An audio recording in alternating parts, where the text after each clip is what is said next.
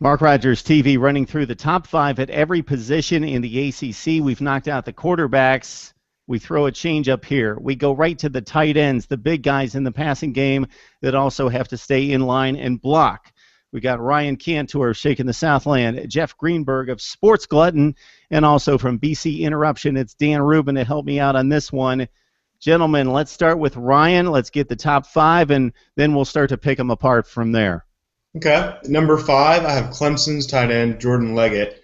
He only had 1 touchdown, only 14 receptions last year. I was hesitant to include him on the list, to be honest. He's a poor blocker, and he's admitted that in practice he's a bit lazy and not a hard worker. However, he has extremely high upside. He was a very well thought of prospect coming out of high school. He's tall, he's extremely fast for a tight end, and he has all the talent in the world. So, a little maturity, a little guidance from Dabo and the position coaches, he's a guy who could break out. It wouldn't surprise me if he was the 2nd or 3rd best tight end in the ACC. It also wouldn't surprise me if he wasn't a top 12, top 14 tight end. So, Jordan Leggett, high upside guy, I have him at number 5 from Clemson. Number 4, Braxton Deaver. He's another guy, kind of putting him in there on potential. He missed all of last season with injury, but the year before, he had 600 receiving yards. So again, he could be up there 2nd or 3rd best tight end, but without playing last year, it's hard to put him quite that high. David Grinnage is my number 3 tight end. He's a junior out of NC State. He's just a solid, reliable tight end who had 27 catches and 5 touchdowns last year. Just a reliable target with a good quarterback throwing to him. Then we get into the top 2, and I think that's where it gets really interesting. We have a player from one of the 2 worst teams in the ACC, Cam Serigne of Wake Forest. Last year, Wake Forest had essentially no offensive line, had no running game. They were having games with negative rushing yards. It was very ugly on the offensive side of the ball for them. But this one tight end, Cam Serigne, he was the shining star for them. He was the one guy who stood out. He had 54 receptions. He had 531 receiving yards. He had 5 touchdowns. That's good for a tight end. That's phenomenal for a tight end on that offense. And while their defense may take a step back in Winston-Salem with some of the losses in the secondary, offense should slowly get better. They've got a good coach in Dave Clawson. He's got a big rebuilding project ahead of him, but he's taking them in the right direction. And Cam Serigne is only a sophomore. He had a great freshman campaign, and I think he'll be one of the better tight ends in the ACC for years to come. Then at number 1, I think this was probably the easiest one of the 5 to pick, is redshirt sophomore Bucky Hodges out of Virginia Tech. Guy had 45 receptions, 526 receiving yards, and 7 touchdowns. He's built a bit like Jimmy Graham, extremely athletic, 6'6". He's already being projected.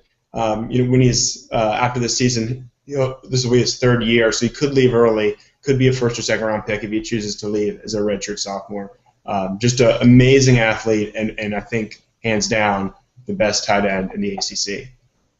Okay, Ryan, when we bring you back to rate the 5 worst at every position in the ACC, then you can rate Jordan Leggett's alter ego as the worst tight end in the ACC in that video. So we'll hold you to that one. All right, Jeff, tight end position in the ACC, what you have for us? Yeah, I had similar names as Ryan, maybe just in some different orders. At number 5, I had David Grinnage from North Carolina State.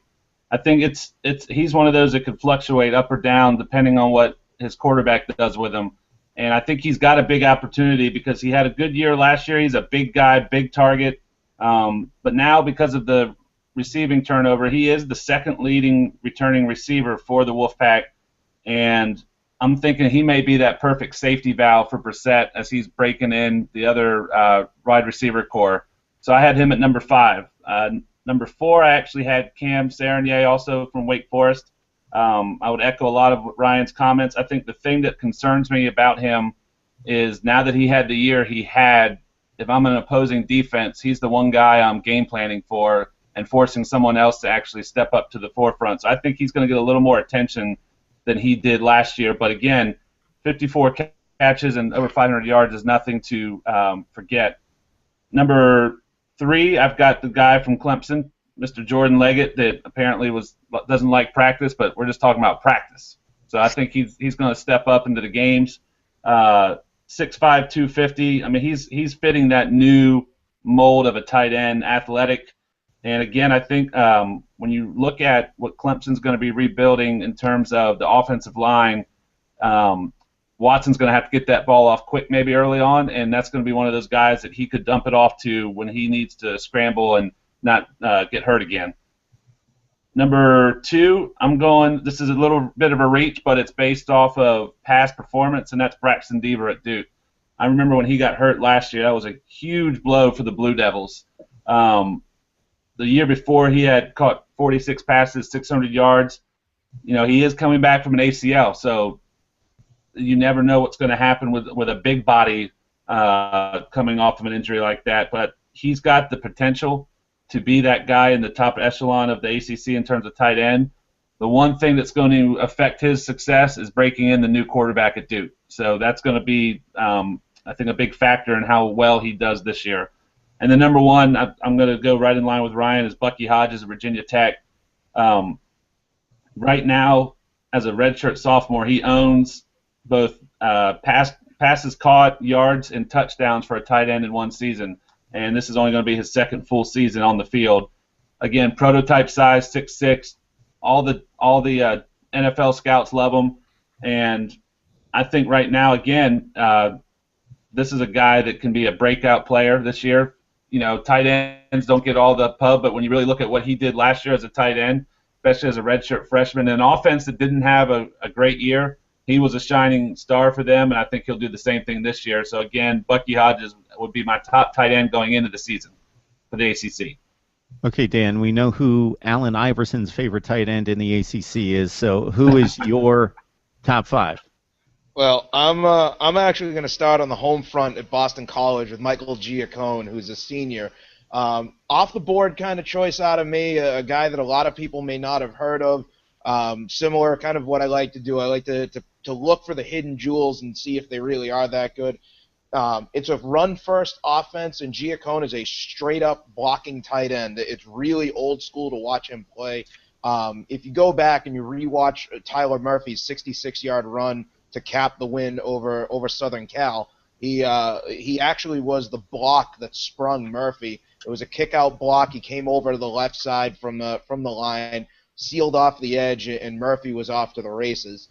That's what you get out of him at Boston College, and I think in the era of the pass-catching tight end, a big ugly, so to speak, an extra lineman, is a type of guy that can really be used properly in the right scheme, and that's the type of guy that will find a place potentially at the next level for a team that's looking for either a fullback or a blocking tight end of sorts. My number 4 choice is David Grinnage from NC State. My colleagues here touched upon him perfectly. He's a big target. He's the second returning receiver on an NC State team that has a talented quarterback in Jacoby Brissett. He's going to be a very, very good tight end this year. My number 3 choice is Jordan Leggett from Clemson. It's a very deep receiving core at Clemson, and he's going to be that security blanket underneath option. Like was mentioned, if Watson is rolling out or he's forced to scramble with the inexperienced offensive line, that's a guy that you're going to look to throw to. You're not necessarily looking for him to stay in and protect, which maybe suits him since he doesn't like to do it. But on the flip side, you know, Dabo's a hell of a coach. He'll maybe he finds that extra level, especially if he watches the quarterback, I should see, get laid out a couple times. You tell the tight end, if he doesn't have time to throw it to somebody, you're not getting any passes thrown your way anyway. Cam Serigne is my number 2 option at the tight end position. Like everyone said, consider how good he is, and then consider how good he is on the fact that offense was a complete unmitigated disaster last year. That was a bad Wake Forest team, and he was a very, very good option. The only problem is if teams double down on him and realize that there's no other option for Wake, he could be a guy that gets sealed off pretty easily this year, and then that's the end of him, which I hope doesn't happen because he's a heck of a ball player. And then the top option, Bucky Hodges from Virginia Tech. You think of him as a guy as a Jimmy Graham type player, a Rob Gronkowski type player. He's huge. He catches the ball. He catches touchdowns. on an offense that's not particularly strong. You put him on any team in the nation that has a very good offensive plan and a more serviceable quarterback situation, and all of a sudden he's probably one of the top 3 receivers, let alone a tight end. He's a guy that should go in the first round of next year's draft if he leaves even after his redshirt sophomore year. All right, Dan, you threw in the one wild card for us. That was nice to hear. Otherwise, we're all falling right in order here, me included. Jordan Leggett at number 5 out of Clemson. Big, huge recruit. Ryan knows more than the rest of us in regards to him coming into the program and what was expected out of him, catching 26 last season. I got David Grinnage, North Carolina State. He should continue to thrive in the passing game with Jacoby Brissett back as a senior, 23 touchdowns, 5 interceptions last year. Brandon Deaver out of Duke. You guys mentioned the ACL that took him out of 2014 after the big 2013 with 46 receptions. Lost his quarterback, as you guys mentioned as well. Duke, we discussed their quarterback situation a few weeks ago, and they have some marginal prospects that are going to have to fill the void. David Serigne, or Cam Serigne, the Wake Forest kid. I've got next freshman quarterback who performed really well for Wake considering the circumstances with, absolutely, as mentioned, no running game, poor offensive line, little downfield threat, and the freshman quarterback's back for a second season. Cam Serigne may improve upon 54 receptions if there's any threat to take the pressure off him. Bucky Hodges seems to be the clear number 1 across the board. 4 straight votes from us. Michael Brewer, a marginal performance at quarterback for Virginia Tech last season with 15 picks, but he has a security blanket in Bucky Hodges, who somebody ran down the numbers at 45 catches, 526, and 7 touchdowns. Those are all Hokie tight end records. All right, gentlemen.